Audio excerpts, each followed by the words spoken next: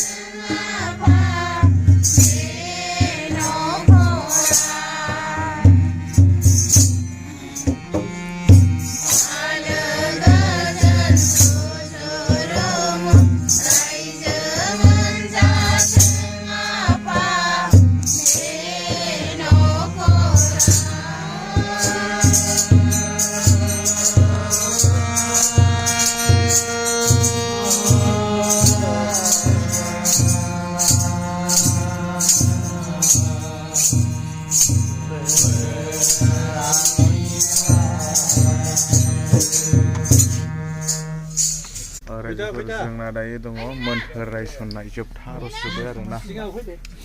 दायो मोन्थोर रायसननाय बे मोन्थोरखौ रायसनखांबानो जोंनिया दिनैनि आर'ज लानाय हाबाफारिया जोबसिगोन आरोना रायजोफोर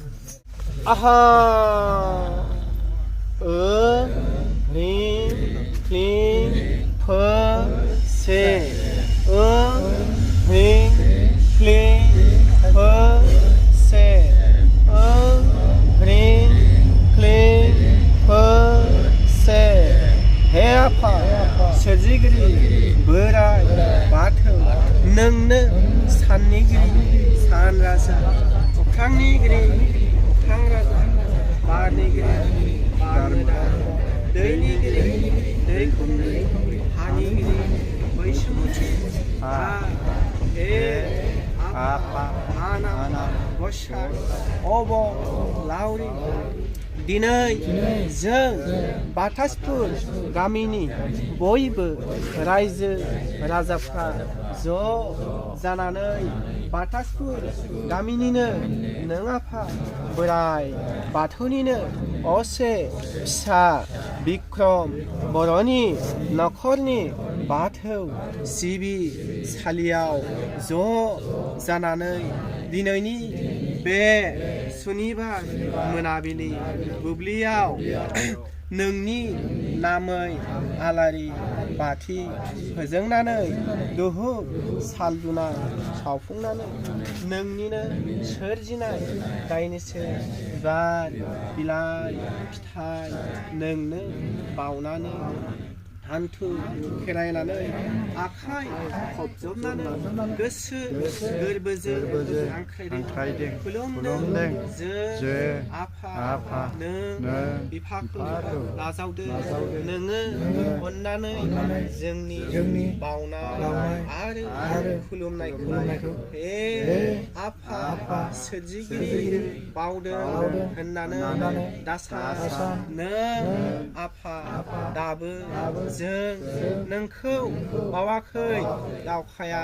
खुराखै दाउब'आ सोमाखै आइ थेवबो जोंलाय नोंखौ गाराखै मैदेरा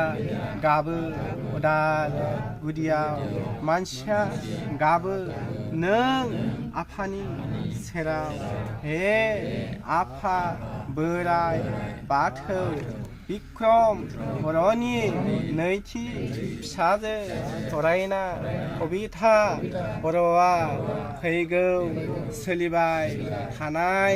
मासनि 12 खालाराव गावनि कस जिएनएम आनजादखौ मोजाङै मोजां होनानै उथ्रिसार जानो हानायनि बोर बान्सा होनांगोन जाहाथे कबिथा बर'आ गावनि रोंगौथिजों सोलोंनाय गासै गुन गियानखौ लानानै फैबाय थानाय आनजादाव गोग्गो मेलेम गोग्गो देहा सोलेर लानानै आनजादखौ मोजाङै मोजां होनानै मोजाङै मोजां उथ्रिसार जानो हानायनि बोर बान्सा होनांगोन लोगोसे बेंगालर हादराव थानाय फरायना लक्ष्मी बर'आबो गावनि हाबाफारिखौ मोजाङै मोजां देहा सोलेर लानानै मोजाङै मोजां सोलिलांनो हानायनि बोर बान्सा होनांगोन सानैखौबो लोमजा गैया साजा गैया मोजाङै मोजां जिउनि थांखि थांखि लामाखौ लामाखौ जाफुंसार होनो हानायनि बोर बान्सा नांगोन लोगोसे बिक्रम बर'नि नखरा नों आफा बोराइ बाथौनि सेराव जुदि माबाफोर बावनायाव थिनायाव गेना गोरोन्थि खालामफ्लांदोंबा दहाय आफा बोराइ बाथौ बिथांनि नखरखौ गावनिनो आंगो असे फिसा साननानै निमाहा होनांगोन आरो बिक्रम बर'नि नखराव माबाफोर ग्रहसाफोर नांनानै दङब्ला मानिबा गाज्रि साया सायखं गोलैनानै दङब्ला सोरनिबा गाज्रि नोजोर नांनानै दङब्ला आरो माबाफोर जाहोनाव बायदि खैदां खैफोद भुगिनांनो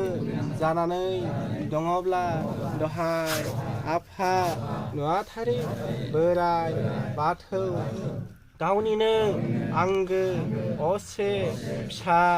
साननानै गासैबो खैफोदनिफ्राय बोस्रांना होनानै थांनाय बोसोराव माबाफोर गेना गोरोन्थि मावदोंब्ला फैबाय थानाय बोसोराव बै गोरोन्थिफोरखौ निमाहा होनानै बे बोसोर गोदानाव मोजाङै मोजां नखर खुंनो हानायनि बोर बान्सा नांगोन लोगोसे फिसाजो उन्दै फरायना हेना बर'आबो गावनि जिउनि राहा थांखिखौ जाफुंसार होनो हानायनि बोर बान्सा होनांगोन दहाय आफा नुवाथारि बोराइ बाथौ नों जेरावखि थाया मानो आलाङाव दङब्ला आलाङाव थानानै बिक्रम बर'नि नखरखौ अनसायफै फाथालाव दङब्ला फाथालाव थानानै अनसायफै हे आफा आनान गसाइ बोराइ बाथौ नों आफाया अननानै नोंनि सेराव बिक्रम बर'नि नखरा मावनायाव दांनायाव साननायाव हनायाव मावफ्लांनाय गेना गोरोन्थिफोरखौ निमाहा होनानै अनसायदो नों बिथांनि नखरखौ नोंनिनो आंगो फिसा साननानै अननानै दैदेनलांदो जायखिजाया दान आफोद खैफोद मुलुगनि सानथ्र'हायै सुथुरनिफ्राय रैखा खालामनानै अराय बोर होदो नोङो बिथांनि नखरखौ लोमबोर गैया साबोर गैया आफायाव सु गैया खर'आव जेंसि गैया आलो आलो ग्रें ग्रं रुजु रोमाय रायजो जानायनि दहाय आफा बोराइ बाथौ दैदेनलांदो नोङो बिक्रम बर'नि नखरखौ नोंनि गोजों आलारिजों अराय गोथार गोथों आरो गोजों लामाजों दहाय आफा बोराइ बाथौ दहाय जय आफा बोराइ बाथौनि जय आफा बोराइ बाथौनि जय आइ बिमा माइनावनि जय आइ बिमा माइनावनि जय बा राजा गसाइनि जय बा राजा गसाइनि जय आफा बोराइ बाथौनि रायजोफोर जोंना दायो बाथौ आर'जआ जोब्बाय बेनिफ्राय दायो न'खरनिफ्रा माने गोथारै आफानो मान बावदों आर'नाइ बावदों बेनिफ्राय आर'ज गाबग्राफ्रा नै थनथ्र'जोब्बाय गोजां बोथोर ना एकदम पुरा थान्दालै बिराद गुसु रायजोफोर होमबा दिनैनि ब्लगा बेखिनियानोमोन रायजोफोर बाथौसा इउटुब चेनेलखौ सोरबाफोर साबस्क्राइब खालामाखैब्ला साबस्क्राइब खालामनानै लाब्लानो जाबाय एसेनोसै गोजोन्थों जय बर' हारिनि